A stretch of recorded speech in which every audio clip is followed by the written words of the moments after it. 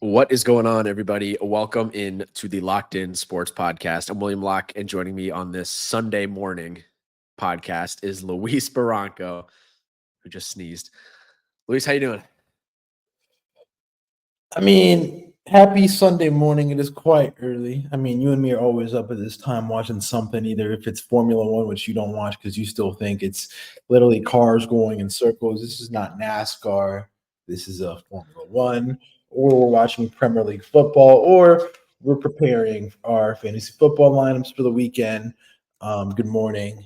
I know there's quite a bit to discuss after Friday night's event. And Saturday night, last night's events. Um, I'm gonna just get on to it. Before we even start talking about the series, how are you doing? Good. Or I'm all right. Dodgers take a 2-0 lead heading back to New York. Not ideal. But Michigan won last night, so that saves something. They beat Michigan State. It could We'll have do been, the it college.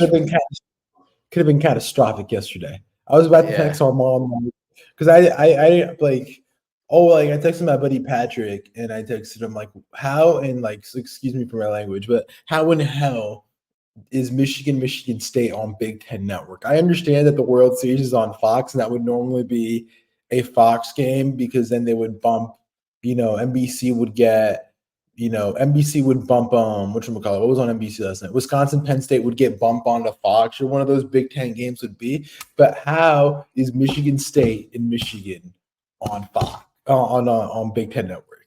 Like how? Like 2, 4, and 3 teams. Just not good teams this year. Pretty mid.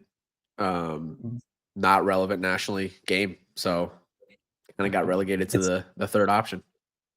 It's still a relevant game. What are you talking about? Like, it's Michigan State. And I know you and Joe are going to talk about it, but like, it's still it's not one of those like marquee rivalries, but it's like one of those like LSU Ole Miss rivalries.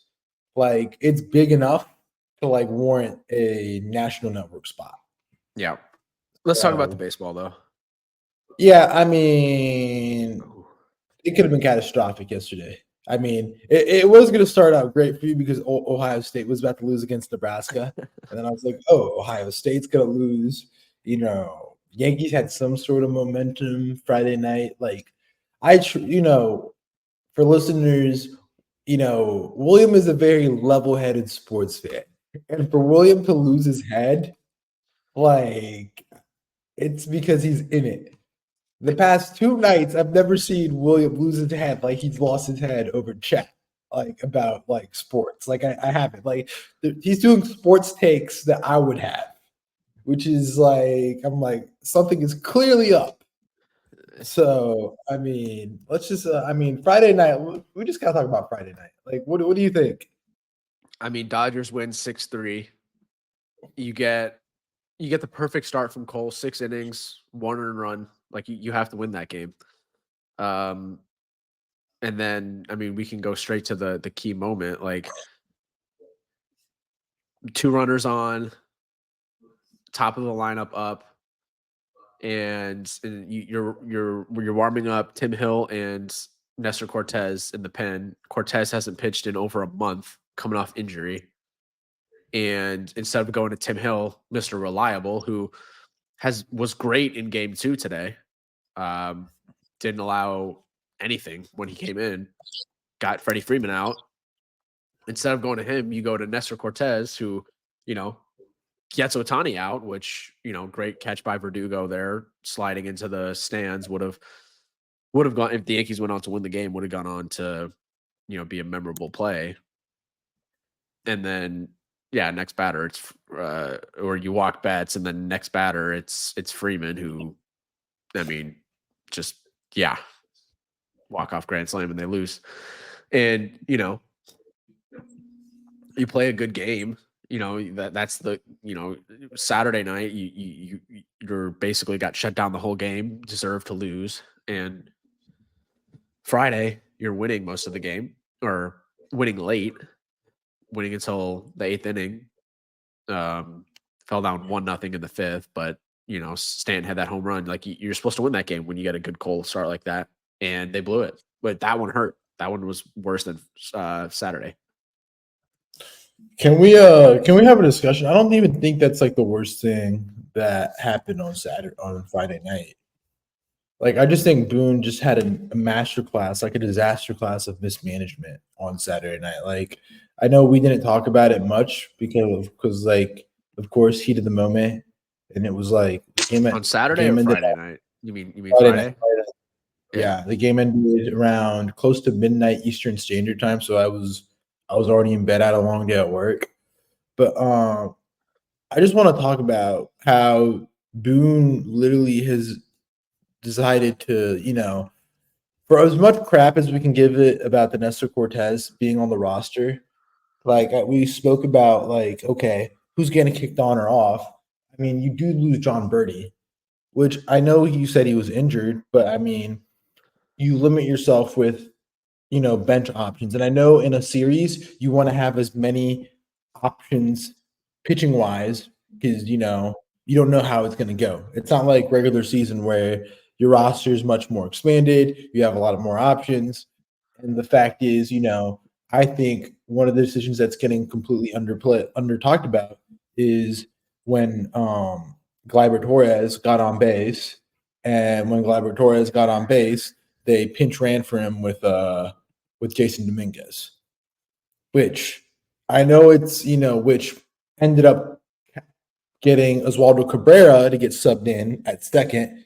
He can't make the play on that ball. And then again, another big thing is then if Jason Dominguez or say Oswaldo Cabrera, whoever, you lose one option off the bench, which when Rizzo got on base for when he was walked, when Jazz got on base, and then Jazz came around to score off the fielder's choice for Volpe, like you don't have a pinch runner that can effectively play first base because the dude that can play first base is Oswaldo. But you've used Oswaldo already to play second. So I think that's also something that's not getting talked about enough. And I'm not saying that, Oswaldo is a base running threat, but it's like having Rizzo on second base, that doesn't scare anybody. Like anybody can throw. Like I'm not saying that like everybody can throw him out, but like he's a sitting duck rounding the bases. And so I Yeah. think that's a key that hasn't even been talked about enough that it's just like, okay, yeah, he did the bonehead decision of playing Nestor, which I mean, it's one of those decisions that if Nestor comes in and gets all the outs that are left in the game, everybody's like, oh my God, what a great decision. He looks galaxy brain, 1,000 IQ points. Of course. But again, if it doesn't happen, it's like this. This is the other side. But I think the decision more that needs to be talked about is when Oswaldo came in. Yeah, because I mean, I can't remember who hit that ball. Was it Edmund where Oswaldo knocked it down, or he didn't even knock it down. He if Glaber's in the game, he probably makes that play and throws Edmund out at first. Also in that inning, you can't walk Gavin Lux. Gavin Lux didn't play in game 2, but in game 1, that's the guy you have to get out every single time. Well, I And mean, that was just Jake Cousins. He couldn't get him out. I mean, he got ahead 0-2 count. I think he got ahead in an 0-2 count, and then he just couldn't get him out. It was just he got ahead on Edmund 0-2, and even Smoltz was like, "Oh, this is really good," but I mean, let's see what it was. It was it was 0-2 for Edmund. It was he fell behind 2-0 on Lux, and then Edmund, he got ahead 2-0 or 0-2, sorry. And then 0-2. he singled. Edmund singled, yeah. And then Ohtani fouled out, and then Betts walked, and then Freeman grand slam. But again, if you want to go talk about roster construction and you want to point out what the issues are, I mean, okay, like as much flowers as we've given Tim Hill, Jake Cousins, and the battery back for the Yankees in the freaking bullpen, as much as we give them credit, like they're not world beaters. This is like in life, it's like they say you get what you pay for. And this is what the Yankees paid for. Like Jake Cousins, and this is like no offense to him, has never been a good, decent reliever. He's always been a guy bouncing around rosters. And yes, baseball is one of those sports that you can bounce around and like have that one good year and oh crap, he's actually good. But like, you get what you pay for at the end of the day. What did the Yankees do at the deadline? They picked up Jazz Chisholm and it was a big guy from the Guardians who got traded from the Padres. It was Eniel De Los Santos. Yeah, he got Where's Eniel? DFA'd. He had like a Where's 14 ERA in 5 games and got DFA'd. And then okay? I And think then the so White Sox ended up picking him up. Yeah. and then go look at it on the flip side. What did the Padres do? The Padres were a middling team, and they're a middling team in the NL and the Chase. What did they do? They went out and got Tanner Scott, and they went and got Jason Adam, and the bullpen Yep. became immediately one of their strengths. What did the Dodgers do? They got Michael Kopech. Michael Kopech came in and pitched the ninth against in the ninth versus it was Wells, Verdugo, Torres, and Soto.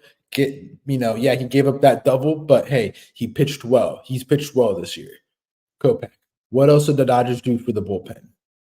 They got Blake Trinan last year, a dude who literally had to get had shoulder surgery. They came back, they kept him. He was on the Oakland, and boom, look what he's doing. So my whole point is, they got him in 2020. But I see your point. He's been you there get since what you pay. 2020. Yeah, I You mean get the what- Yankees didn't do anything to. Yeah, it's the bullpen doesn't have. And to be fair, the bullpen was flawless Saturday night. They didn't allow anything after Rodon had a terrible start. Yeah, the Yankees don't have any like big names. There's no, high leverage, like one of the best relievers in the game. I mean, you can say you turned Luke Weaver into that, sure, and he didn't pitch tonight. But I worry about like what he's going to look like, next season. Like, is he going to be as good as he was this year, next year? Well, I mean, that remains to be seen. But there's no superstar reliever, and if and not necessarily, it's not like the Dodgers necessarily have that. But if you want to win with like kind of the formula that the Yankees are going for, I think you kind of need a big name reliever in the back end of that pen. It's kind of just kind of like a ragtag group of guys right now. But I don't think that's the main issue. I think the main issue is that we haven't even talked about it yet. It's the bottom half of this lineup for the Yankees, which is just non-existent. I mean, Rizzo, Volpe, Wells, Verdugo, you all feel like they're going to get out every single time they're up. Rizzo got on late in the game by getting hit, which, okay, good for him. But those guys like Volpe, the at bat against Trinan, he swung at 2 breaking pitches way outside the zone. He would have been walked. And then that's 4-3. Trevino comes in to pinch hit for Wells, and he puts a good swing on a fastball. We're into the Saturday game now. Trevino puts a good swing on the fastball and just, it doesn't have the power. If that's Aaron Judge that makes that contact, it probably is over the fence. Same for a lot of guys on this team, but I can't fault Trevino for that swing, but Wells has been terrible. Verdugo is, kind of just useless. He's a good fielder. I'll give him that. And we need him out there and left defensively, I guess, but giving you absolutely nothing at the plate. At what point do you say, maybe we sacrifice a little bit of defense to give Jason Dominguez a chance? I mean, why is he on the roster if you're going to pitch run for him and, use him as a pinch runner and, not necessarily huge situations? Jazz, he's had some okay at-bats. Why is Trent Grisham on the roster then? Yeah, why is Trent Grisham on the roster? I'd rather Trent Grisham playing left, move Trent Grisham to center or something because he's really good defensively. There, and I don't know, maybe move Judge to left. Judge isn't great in left field. I don't think Soto's great in right field. The outfield defense just isn't great. But yeah, Jazz has had some okay at bats, but his power is just gone. I mean, that was something that he had in the regular season, had when he was with the Marlins. Like, he's not even, it's basically going to be a single or a flyout for Jazz right now, or a strikeout. And Judge, I mean, that's the key thing. Judge has been terrible. There's no way around it. And you're not going to be an all-time Yankee great if you play like this in the playoffs. I think the Yankees seriously need to move him down in the lineup. I think it's obvious. I don't know if they actually do it because, egos and, Boone has this relationship with Judge, and I don't know how Judge would feel about getting moved down in the lineup, but he has been abysmal. He's 1 for 8 with 5 strikeouts in the World Series, had 3 more last night. He is 6 for 39 in the playoffs with a 154 batting average with 2 home runs in 11 games. Like, just not good enough. I think you got to break up the righties, and it needs to be Torres, Soto, Stanton, Jazz, and Judge. Move Judge down to 5th. He's been that bad. No, yeah, that's what I think. You don't get the decision that they had Friday night where they walked purposely to Soto to get the Judge. Yeah. Like, you have to give Judge. I think right now the one that deserves to get protected is Soto. Soto deserves to get. Yeah.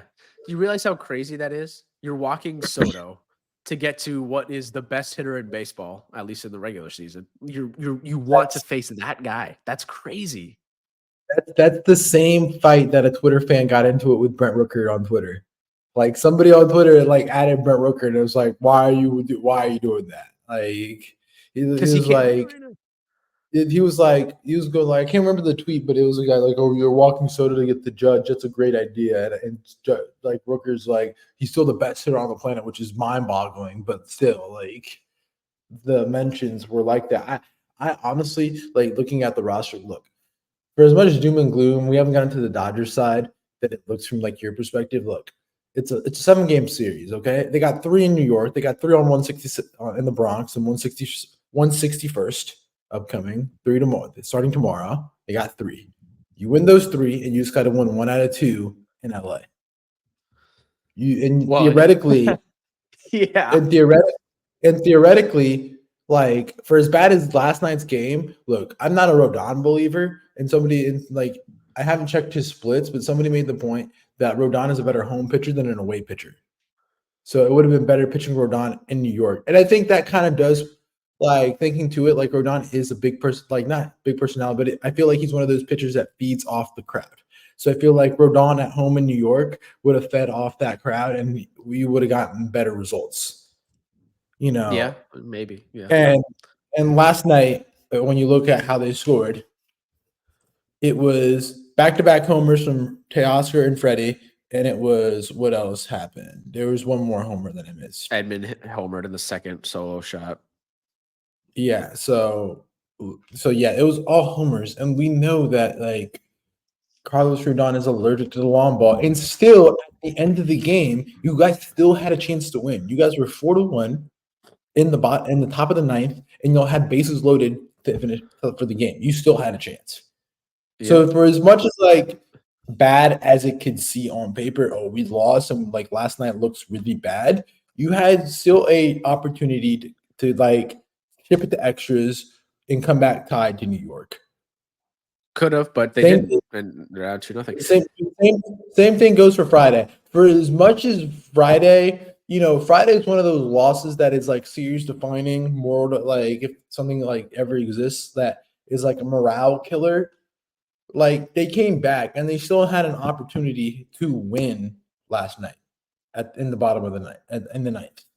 Yeah, one hit through 8 innings is not good enough, and that was the solo home run by. You understand it's not good. It's Soto's not back. Soto's back must be killing him the way he's carrying this team right now.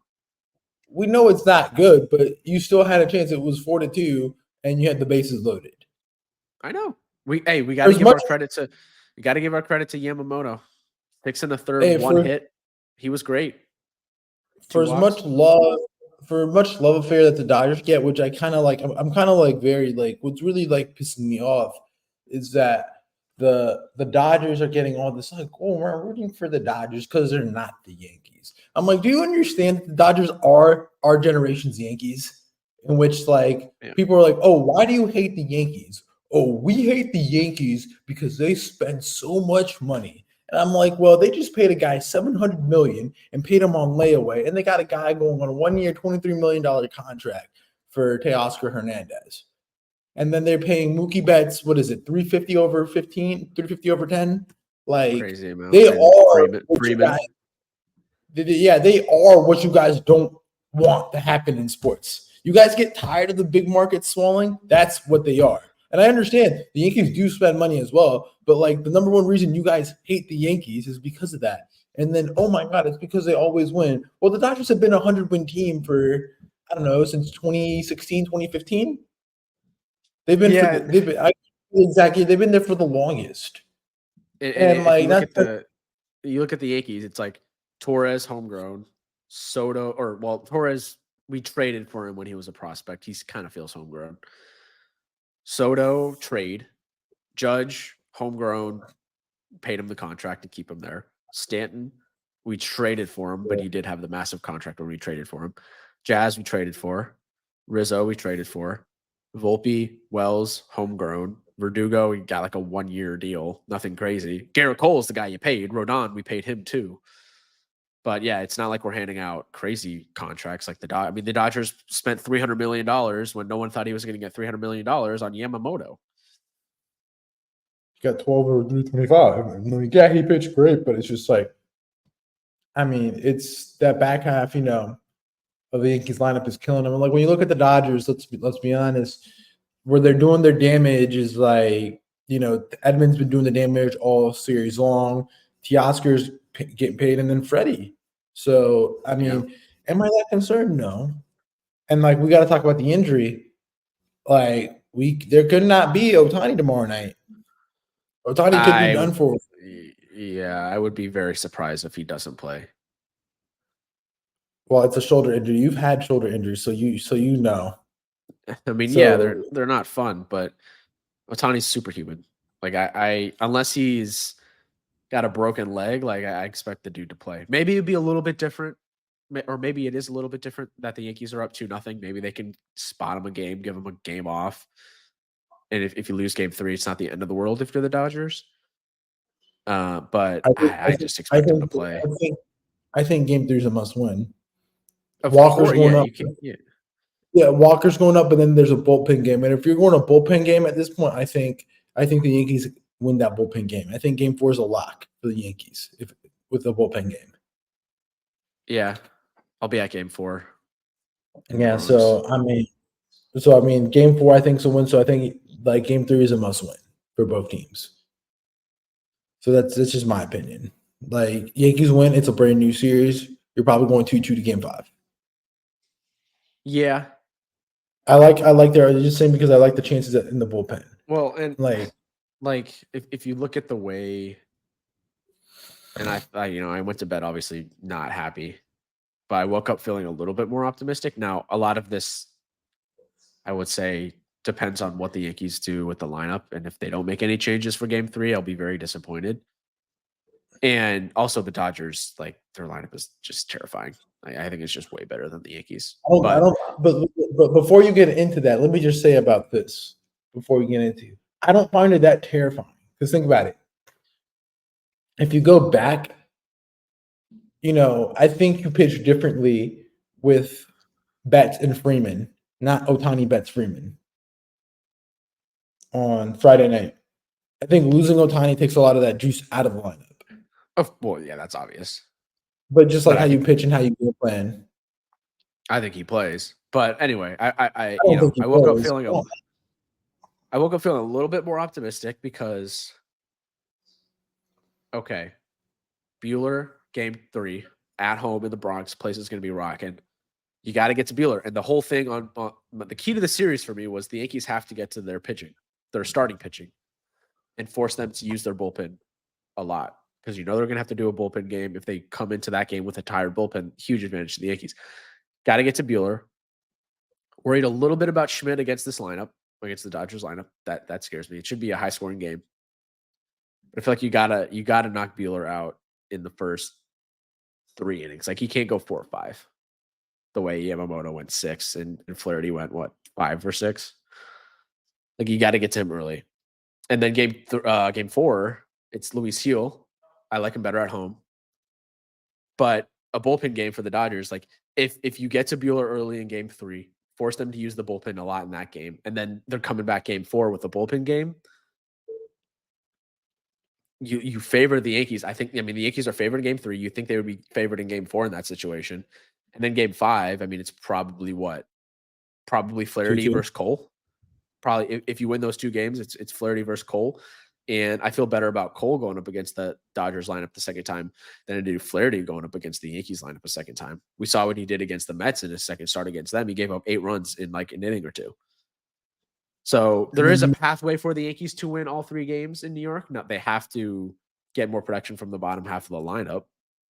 That's indisputable. They're not going to do anything without Judge not hitting and the back half of the lineup not hitting. I'm not saying the back half of the lineup has to, hit over 300 with a few bombs. Like just get on base, draw walks, get a few singles.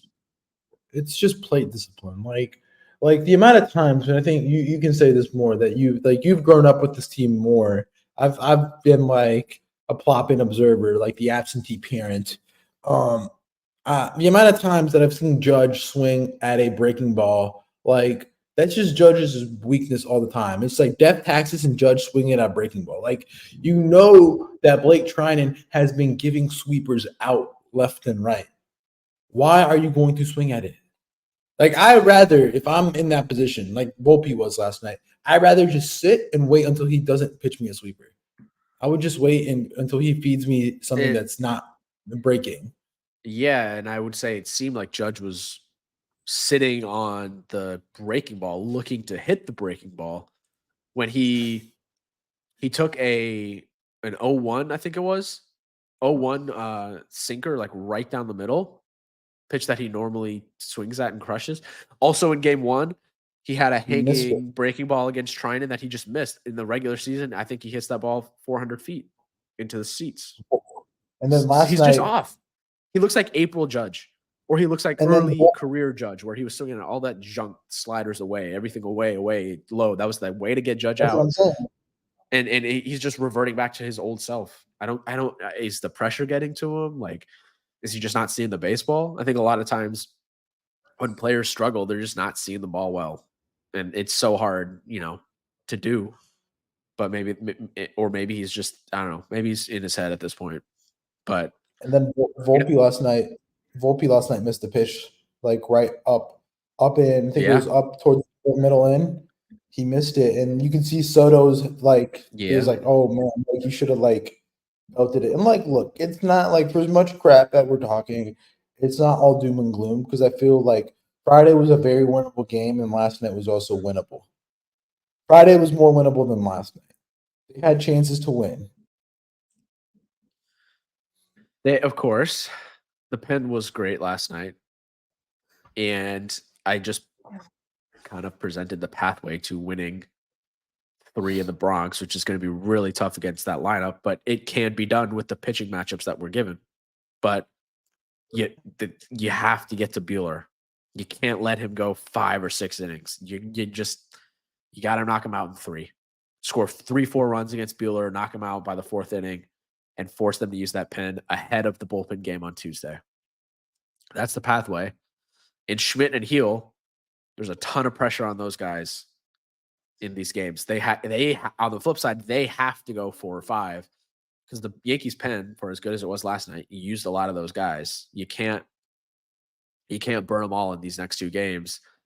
And I look at a guy like that's on the roster, Marcus Stroman. Why is he on the roster if we're not using him in long relief situations? Like he's got to pitch at some point.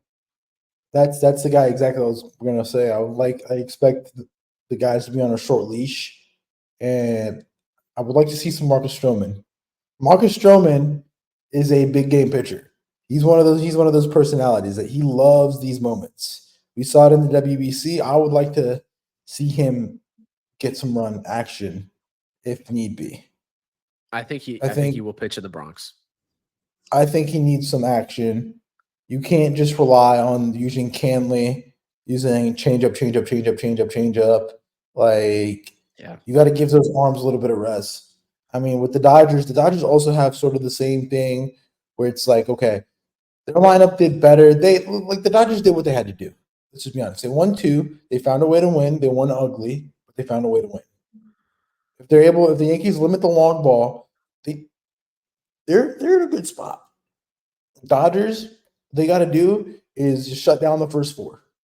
They can do that first 4, and they lose because the back 5 get it done. I think you live with that. I think you really do live with that. And you see, these next 3 are going to be really well. Right now, we know for sure 2, but I think it's going to be 3 to 4. I think it's going to be a very interesting series going back to New York. I mean, Dodgers are going back to cold weather. I know they were with the Mets, but the Yankee Stadium and Citi Field are two different animals.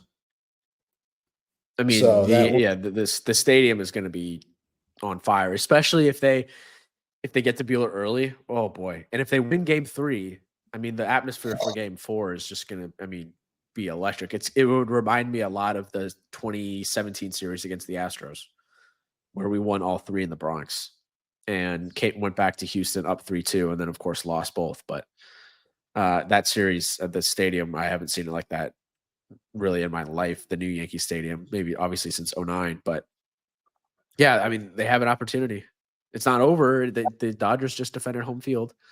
Yankees got to do the same. Yeah, what did I say over chat? On our chat, what did I say?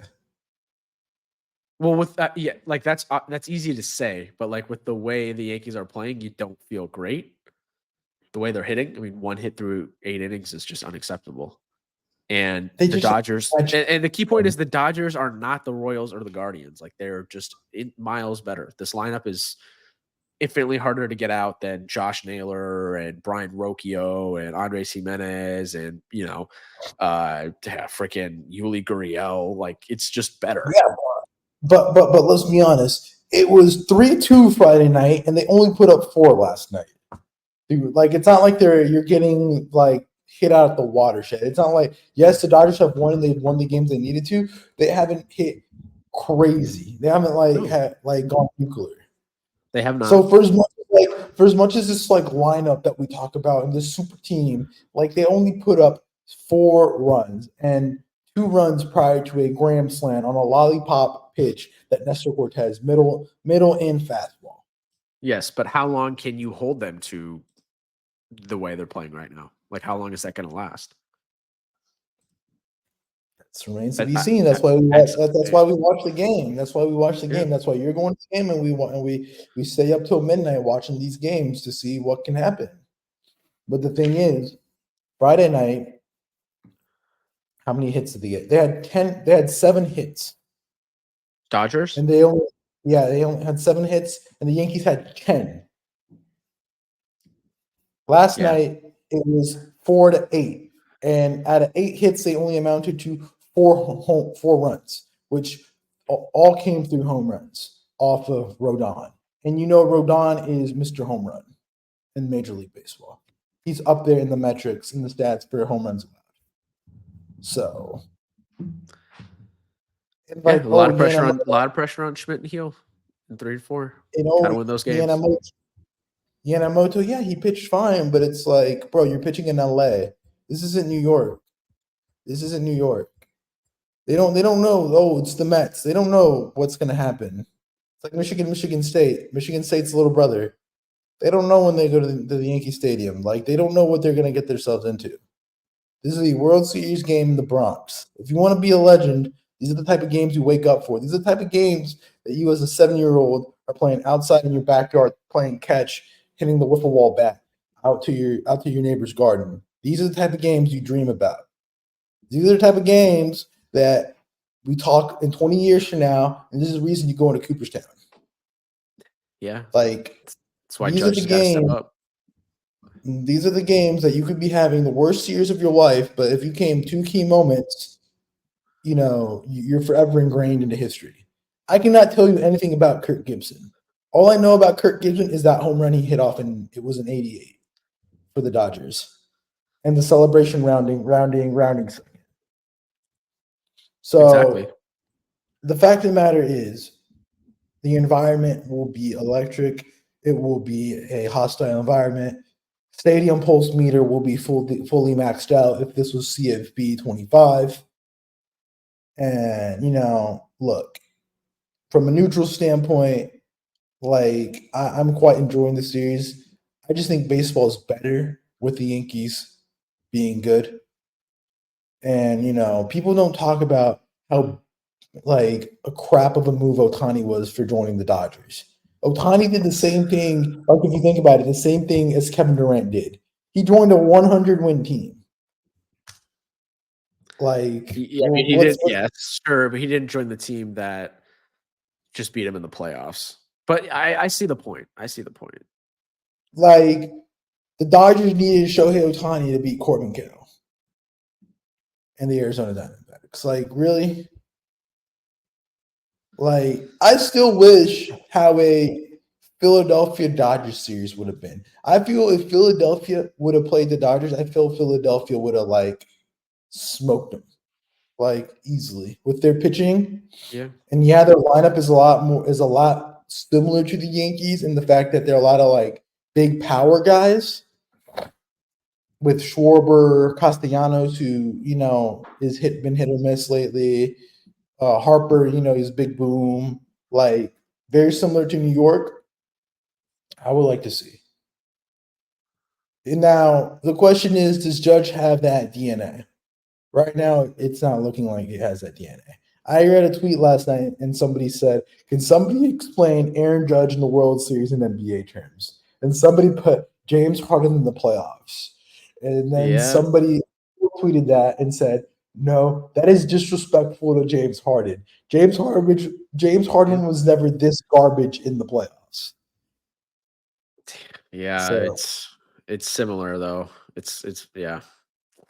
I don't understand why Aaron Judge has not been getting New York sports media on his back.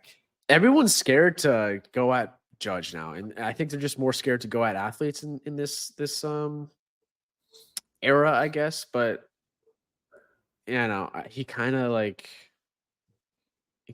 what deserve like he's been terrible. He deserves to be called out for being terrible. Like he is the best Yankee I've seen in a long time since Jeter, but you're not going to be an all-time Yankee great if you play like this in the playoffs. He could hit 90 home runs in the regular season next year, and if he played like this in the playoffs, okay, it wouldn't matter. Is this if this is Boston, I felt like Boston fans would have already ripped him. Like I feel like the whole Boston sports media would have ripped him. Yeah, I don't get why New York or even Philadelphia. I don't know what's happened in New York that they've gone so soft. Because I feel like Philadelphia is on Nick Sirianni's throat weekly.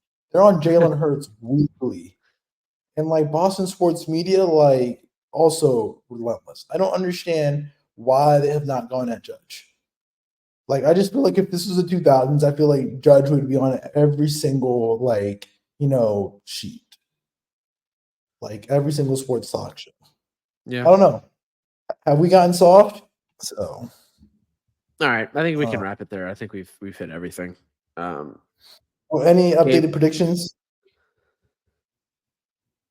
I mean, I don't think the Yankees are going to win the series. I think the Dodgers are going to win. So I'd say Dodgers in 5. Yeah, I still hold Yankee. I think it's going to go 7. I still think. Don't remind me after Game 4. I still think it goes 7. Okay. I'm just not impressed with what the Dodgers are doing. Well, they're up 2-0 in the World Series, so it doesn't really matter how they're playing. It's about wins and losses at this point. There's not 6 months of the season left to figure it out. Doesn't it take you off? Doesn't it take you off that the Yankees still get like the hated when that's the Dodgers? Like for all the reasons the Yankees get hate, these are like not your father's Yankees. Yeah. I mean the Yankees, yeah, I agree. They haven't won the way they have. Or the way they did in the 90s and the early 2000s, but people just like to hate the Yankees because of the Yankees. For every reason that you hate the Yankees is the reason why is the Dodgers. It's like the hypocrites, man. It's the hypocrites in society these days. And that's what we'll end the podcast today. Right, we'll end it there. Thank you all for listening. Games 3 through 5 in the Bronx. Back to back. Monday, Tuesday, Wednesday. Like I said, I'll be in game 2. Game 2 in the Bronx, game 4 in the series, and get some boots on the ground action. Hopefully the Dodgers don't clinch the World Series in that game. We'll see what happens. Luis, thanks for coming on this Sunday morning. Hope you guys enjoyed this one.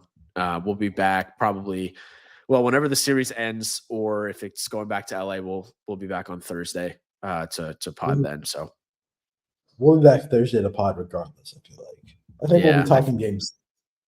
We'll preview Game 6 regardless. All right, and I think Thursday. I mean, yeah, I'll be traveling back on Wednesday night, so Thursday will be the day. Hope you guys enjoyed this one, and we'll see you then. Peace out.